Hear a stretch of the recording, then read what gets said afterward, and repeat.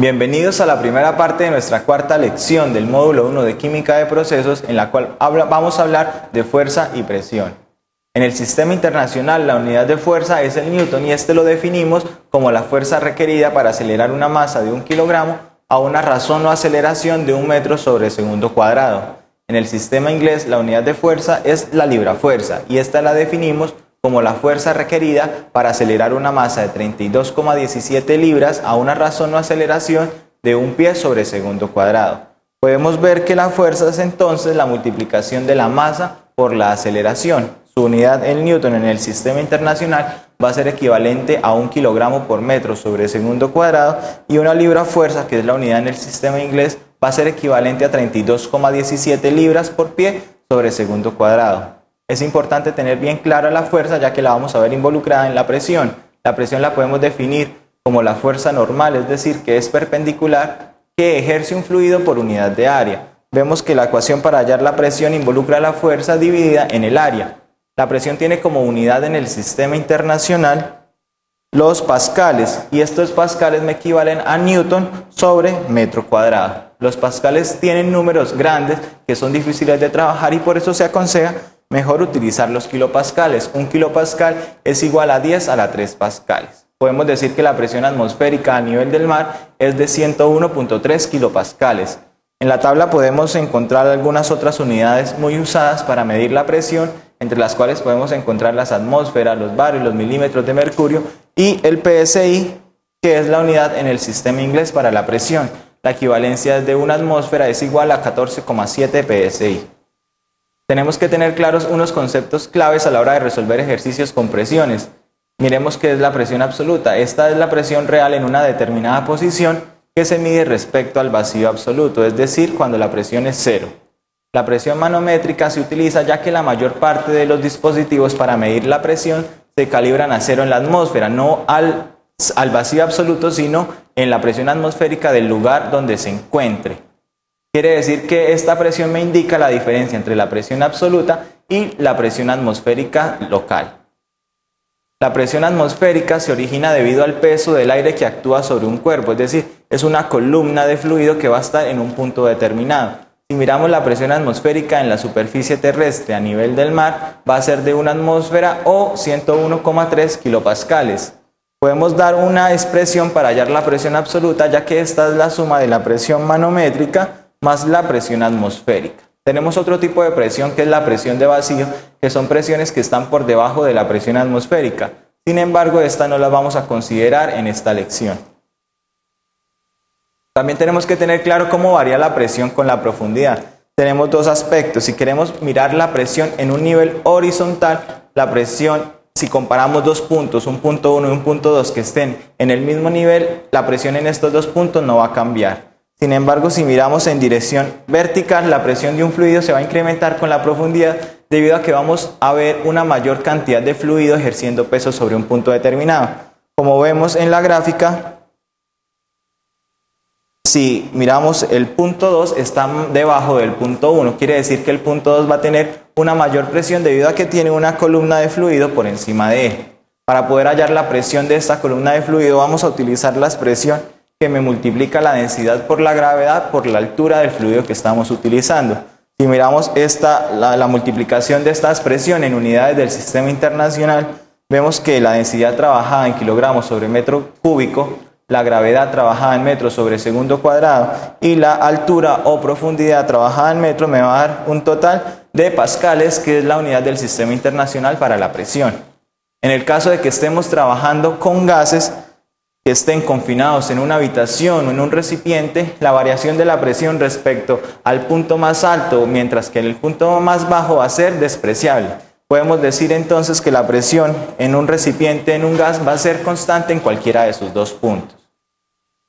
También es importante definir la ley de Pascal, ya que con ella podemos utilizar la presión en los manómetros. Si miramos los 7 puntos que estamos analizando en esta gráfica, están en el mismo nivel horizontal. Estos 7 puntos también están conectados por el mismo fluido.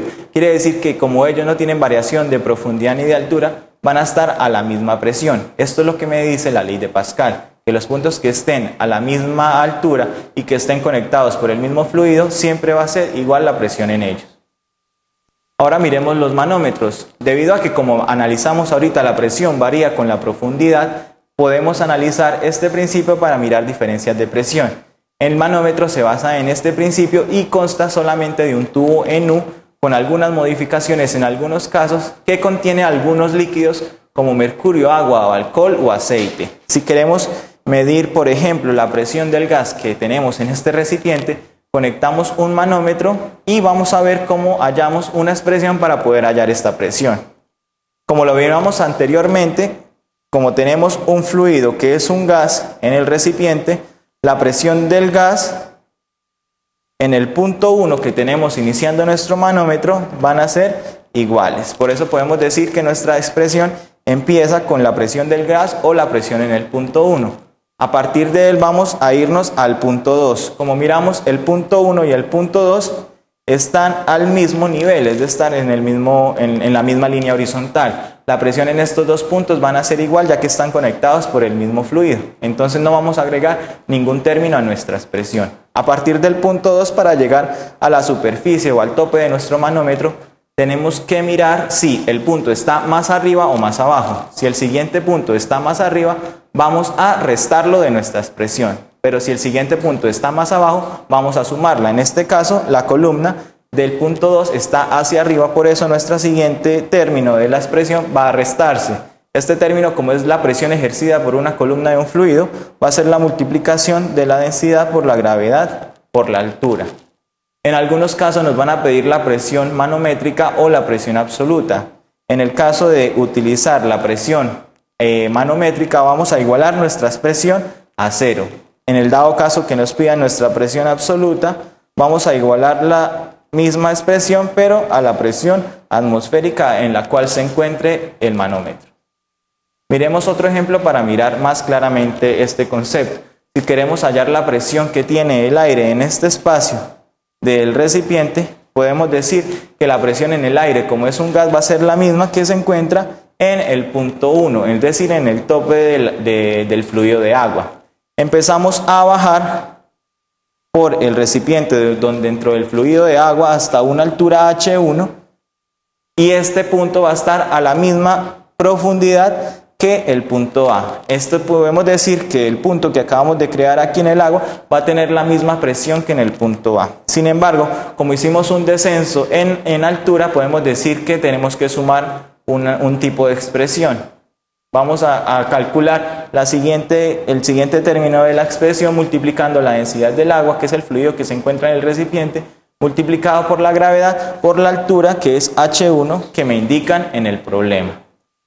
Pasando de este punto, vemos que el punto A y el punto B van a estar a la misma presión, ya que ellos están en el mismo plano horizontal. Por eso, hasta el punto B no vamos a necesitar agregar más términos a nuestra expresión. Sin embargo, pasando del punto B al punto C, vamos a hacer un descenso de nuestro manómetro. Como vamos a seguir bajando, vamos a agregar un término sumándolo. En este caso, como cambiamos de fluido, vamos a agregar es la densidad del aceite, que es el fluido que me indica en el manómetro, multiplicada por la gravedad o la altura 2 a la cual se encuentra el punto C. A partir del punto C, miramos que pasamos a un punto D, los cuales están en el mismo plano horizontal. Estos dos puntos van a tener la misma expresión y por eso podemos llegar al punto D sin agregar ningún término. A partir del punto D tenemos un último paso para llegar hasta el punto 2, que está sujeto a una columna de un fluido de mercurio. Como vamos subiendo, entonces vamos a restar este término de la expresión multiplicando la densidad del mercurio por la gravedad por la altura, que me indica que está el punto 2, que es H3. A partir de este punto, pues nos pueden pedir la presión absoluta. Si nos piden la presión absoluta, igualamos nuestra expresión a la presión atmosférica que se encuentra. Y si nos piden la presión manométrica, vamos a igualar la misma expresión, pero en este caso a 0. Muchas gracias, los invito a la segunda parte de esta lección. Nos vemos en una próxima oportunidad.